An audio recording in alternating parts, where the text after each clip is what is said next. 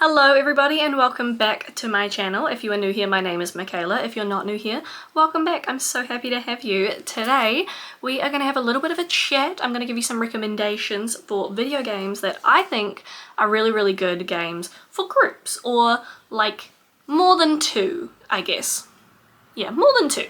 First off, I'm going to do my I kind of want to call them honorable mentions because they appear in every single video. I just feel like I don't have to do the whole spiel and explain why they're on the list because they should be on everybody's list and they're on every list that I make. So if you've seen it once, you've seen it all the time, right? But obviously we're going to start with Stardew Valley and Minecraft. Now Minecraft, you can do whatever the heck you want with that. You can have as many people as you want depending on if you've got like a server or a realm or something like that. Totally up to you. I have played on servers that have 10 people. I've played on a realm that has like 15 to 20.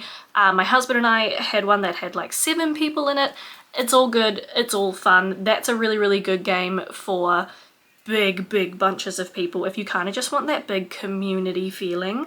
And then you've got Stardew Valley, which I believe is capped at 4 players. So I've never played with more than 3. But I mean, I can't imagine it being any different with 4. I prefer it with no more than 2 personally, but that's just me and I'm a control freak when it comes to my farm.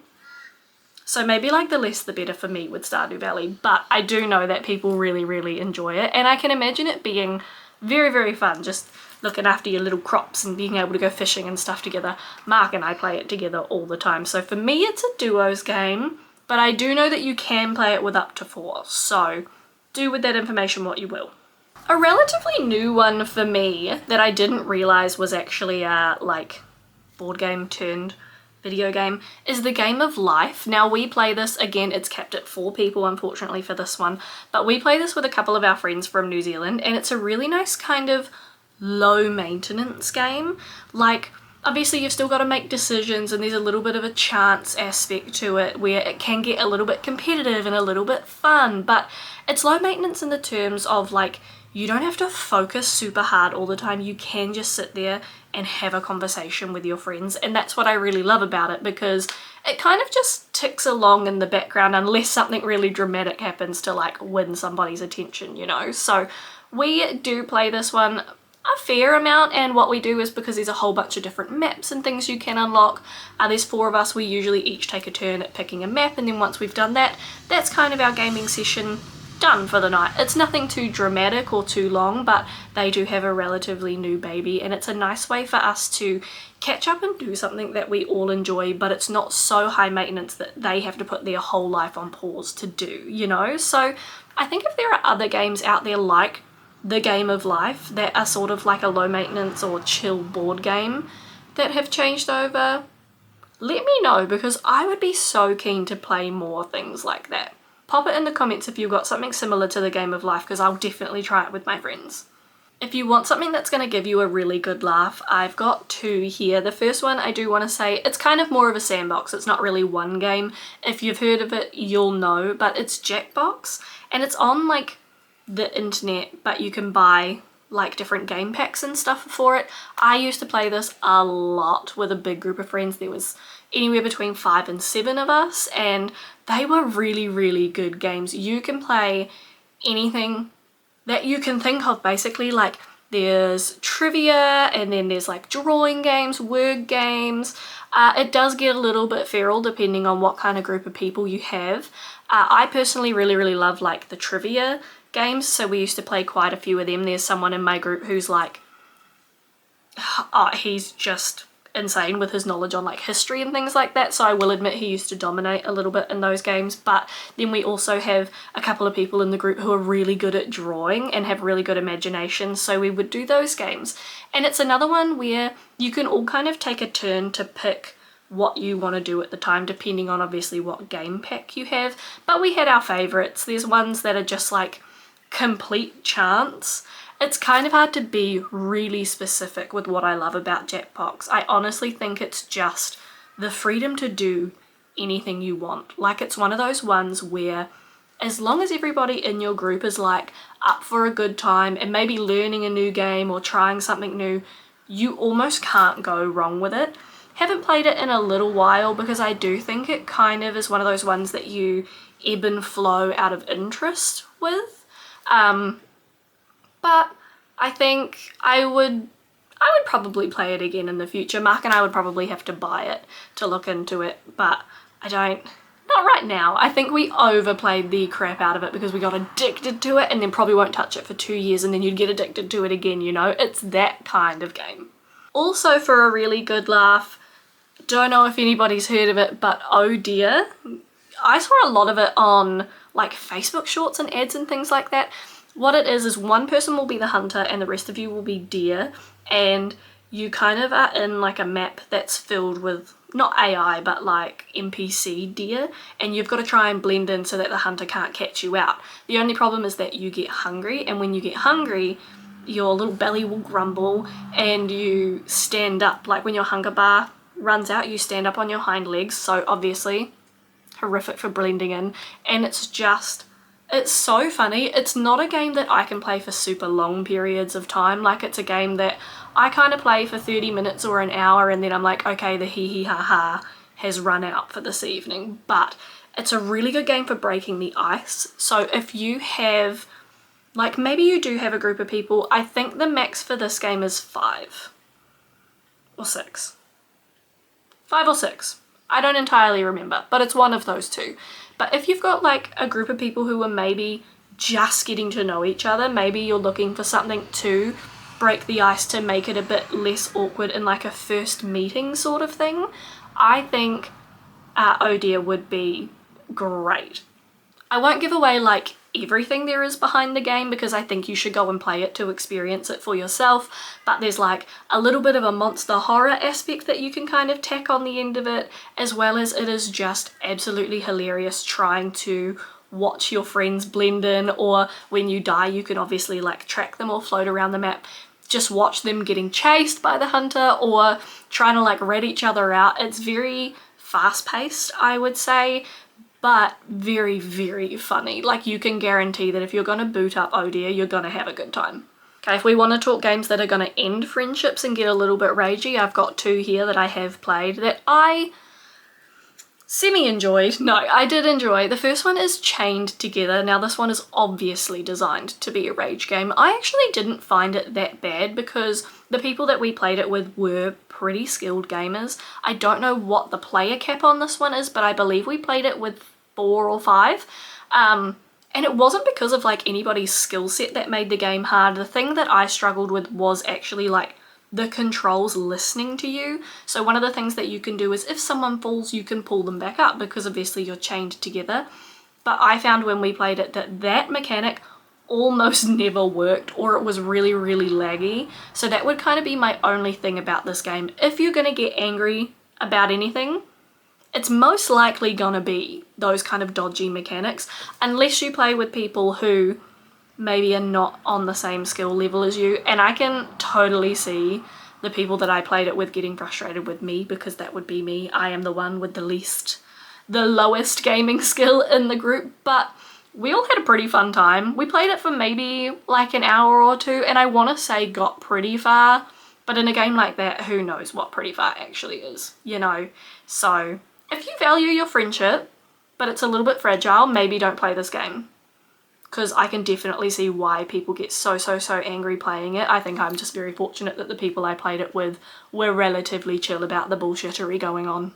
It wasn't always my bullshittery, and like just putting that out there. Everyone had bullshittery.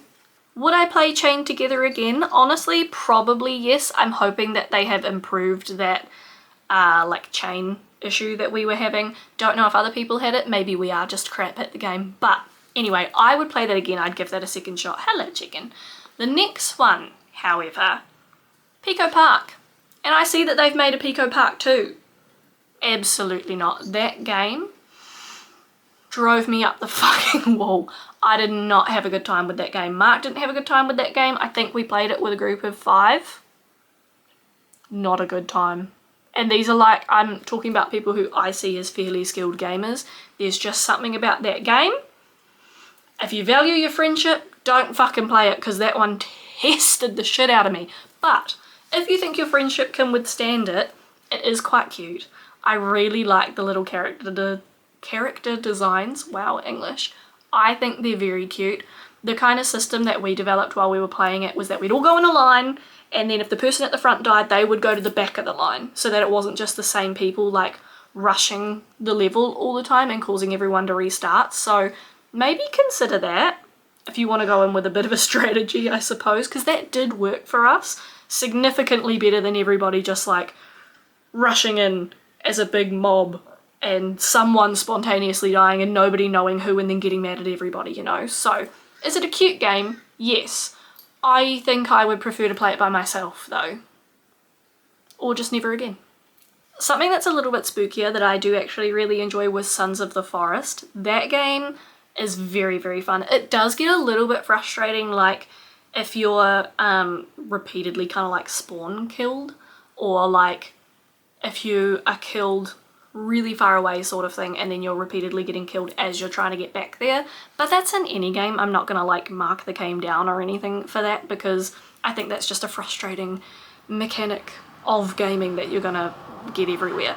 I really like Sons of the Forest. I think it's a fun game. I think there's a really cool building aspect to it where you like make your base and you can do it wherever or however you want, because the building mechanic is actually pretty well done. There's also like, there is story, but you're not glued to the story, you know. We spent a lot of time doing our like foraging and prepping and just adventuring, which I really love. I like that the story is pretty easy to follow, but it doesn't like force it on you. So you can do the story when you're ready. Obviously there are certain things that you can't do until you progress to that part of the story, but that again is with every game. I just really enjoy being able to be like, oh, the whole game is like, or should I say, I enjoy the game not being like, oh, I can't do a single thing because I have to do the story first, because I can't even like unlock a single tool or upgrade a single thing because I haven't listened to this one audio file, you know. I hate games that are like that. So I really, really appreciate the freedom that this game gives you to just do what you want to do. And the bad guys are like genuinely creepy. They're genuinely spooky. Whoever designed like all the monsters and stuff in the Sons of the Forest, you did a stellar job. Those little babies, absolutely not. Every time I see one, it makes me want to kick them. It's just like a visceral response. But that's the best thing about these games, is that whoever designed these obviously did a fantastic job because you fucking hate them. One that I think I've mentioned before in another video is Baldur's Gate 3. I'm like just really getting into the role of it now. I've always enjoyed it, but I have found it quite slow paced. Like sometimes it can be just a little bit drawn out for me, depending on how many people you have playing with you. We're playing with 3 at the moment, and I'm really, really enjoying it a whole lot better. So I think for me, the key for this game would be to not play with a super big group. I think it's technically capped at 4 players anyway. Initially when we played it, we had it modded to play with 5. That breaks the game, just putting that out there. It can be done, but it's a little bit janky in ways that are really funny and sometimes really not funny. So maybe just stick to 4. We've got 3 in our party at the moment, and I think it's great. It's going a lot better for me than it was. I think I'm paying more attention too though, because that's 100% my fault. Like I think the first time we went to play through this game, I totally was just not switched on enough. So fair warning, if you're playing Baldur's Gate, you do actually need to pay attention to what people say and like where they tell you to go and what's happening with the story. This is not a game that you can just like breeze through and like la-di-da your way through and rely on other people to do things for you, because that's how you just get really lost all the time. And I am very guilty of that. I am sorry. I think this one sort of speaks for itself, and it is a little bit cringy depending on how you view it, but I have actually started to enjoy Among Us in the last couple years. When it first came out, I was like, that is so stupid. I don't want anything to do with it. It's cringy. Didn't watch any gameplay. Didn't want to be a part of it, basically. But I do have like a group of friends that we play a lot together. Same people that I had one of my Minecraft servers with, actually. So there is quite a few of us. Sometimes there can be 10. And it's hard for us to find a game that we can all play. So Among Us has kind of turned into like a bit of a default game for the group, because you can have a whole bunch of players. There are different maps, different game modes. I'm sure you guys are at least semi-familiar with it given how popular it is. Would I play it by myself? No, because it's just not a game that I'm interested in. But sort of for the same way as the Game of Life, it's a little bit of a low maintenance game. Like, we can just chat. And there's no like story that you have to follow. Because we can't play very often together, you know, it might only be once every 6 months. There's no need to sort of like recap where you were up to, or for the same players to be constant every time. You know, it's just a really easy game to hop in, fuck around for a little bit, have a few laughs, have a bit of a game, and then go when you're ready. It's also not a game where everybody has to join at once and you can only leave all at once, otherwise it screws it up, you know. So I really, really like the flexibility that comes with Among Us for group, like hangouts. It's also good because we kind of drag our partners into it sometimes. So yeah, there's like 10 or 12 of us in a group. We're not all going to be there together, but we can pull in our partners and be like, hey, do you just want to come for like a one-off game and meet everybody or hang out with everyone? And again, it's the fluidness that comes with games like that that I really appreciate for group hangouts. I think for like a large group like that anyway, Among Us has become one of my favorites, and I didn't think that was anything that I didn't think I was ever gonna say that.